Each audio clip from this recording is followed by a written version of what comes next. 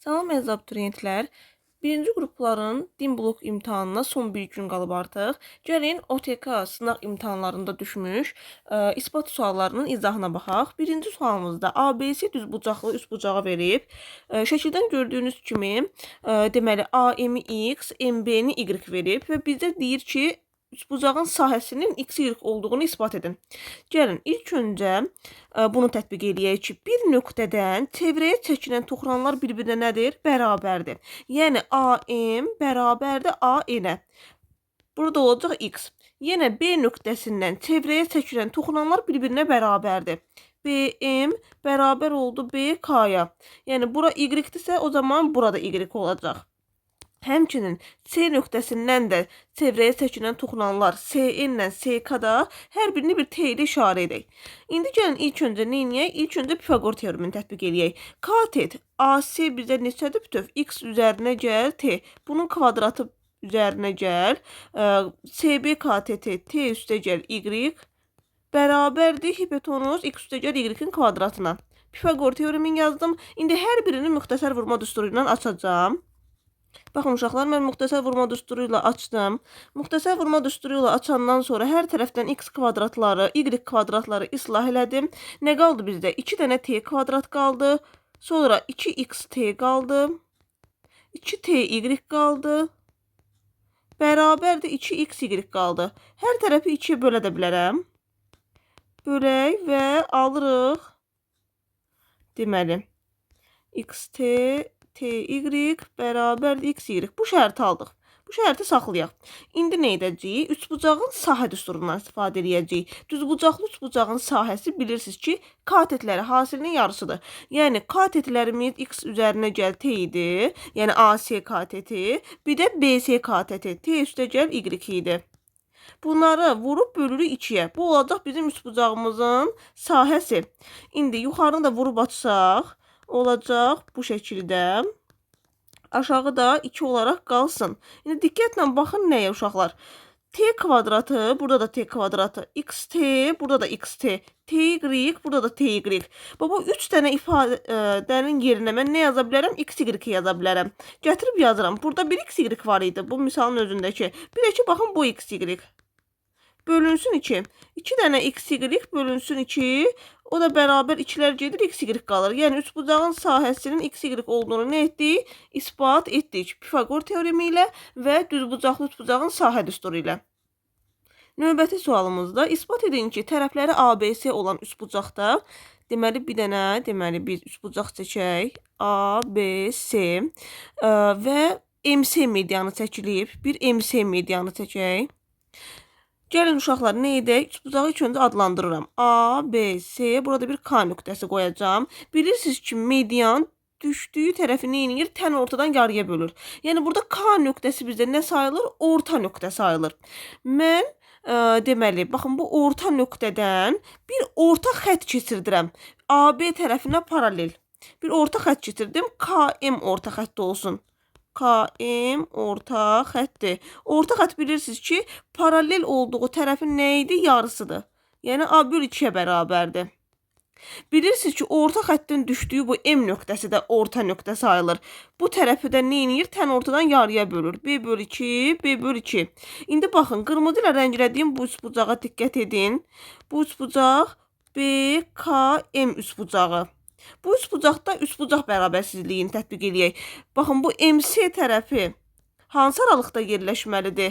Digər iki tərəfin cəmi ilə fərqi arasında yerləşməlidir. A, B-dən böyüdür deyə biz A-dan B-ni çıxırıq. A böl 2-dən B böl 2-ni çıxıram. Bax, üçbucaq bərabərsizliyini tətbiq edirəm.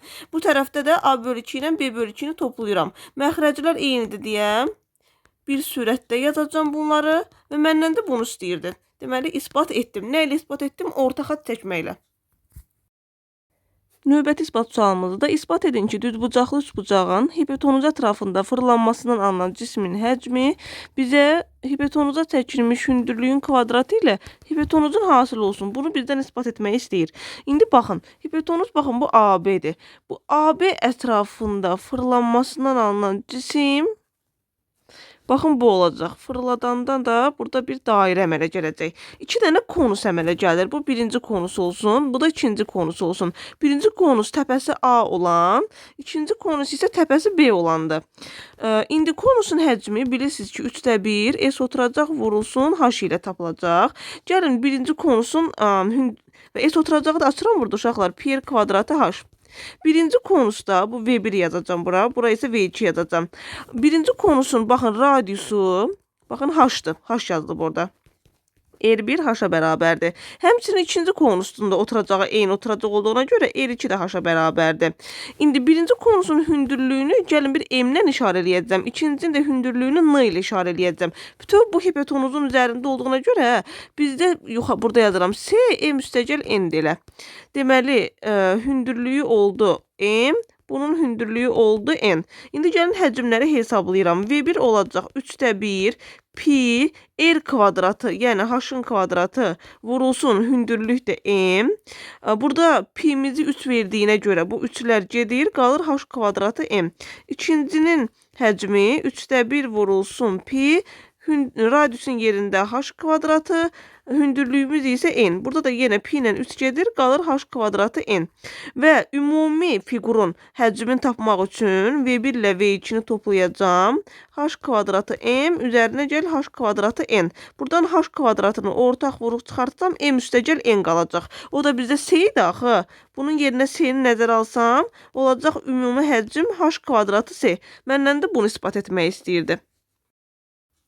Sonuncu isbat sualımız düzbucaqlı üçbucağın xarici oblastında diametrləri bu üçbucağın tərəfləri olan yarımdairələr qurulub. İsbat edin ki, katetlər üzərində qurulmuş yarımdairələrin sahələri cəmi hipotenuz üzərində qurulmuş yarımdairənin sahəsinə bərabərdir. Bu yarımdairənin sahəsini S1, bu yarımdairənin sahəsini S2, bunun üçün S3-dən işarət etsəm, bizə deyir ki, S3-ün S1 üzərinə gəl S2 olduğunu isbat edin. İndi, baxın, bu tərəfi kateti A, bu kateti B, bu kateti isə, daha doğrusu hipotenuzu isə S ilə işarə edək. Biz bilirik ki, diametrlər dediyinə görə gəlin sahənin diametrindən olan düsturundan istifadə edək. Pi D kvadratı böl 4. Deməli, əslində sahəmiz pi R kvadratdır. Yazaq burada pi R kvadratı. Radius bilirsiniz ki, diametrin yarısıdır. D bölü 2'ni kvadrata qaldıranda bizə bu düsturu verəcək. İndi bizdə amma bu tam dairə deyil, yarım dairədir. Yarım dairə olduğuna görə biz bu düsturu 2'yə bölməliyik. Yəni bu düsturu 2'yə böləndə olacaq pi d kvadratı 2-də 1'ə vururuq elə bil ki. Olacaq böl 8. İndi gəlin S1'i hesablayaq. Birinci yarım dairənin sahəsi diametrin yerinə A yazacağam. Pi A kvadratı böl 8. İkincisi pi B kvadratı böl 8. Üçüncüsü isə S3 pi C kvadratı böl 8. İndi bunları toplayaq, bərabər eləyək S3-ə. Pi A kvadratı böl 8 üzərinə gəl pi B kvadratı böl 8. 8 uşaqlar. Bərabərdir S3-ə pi C kvadratı böl 8-ə. Hər tərəfdən pi böl 8-ləri ixtisar eləyirəm. Qalır A kvadrat üstə gəl B kvadrat bərabər C kvadrat. Bu isə düzbucaqlı üçbucaq olduğuna görə Pifagoru bizə verir. Yəni isbat etmiş olduq.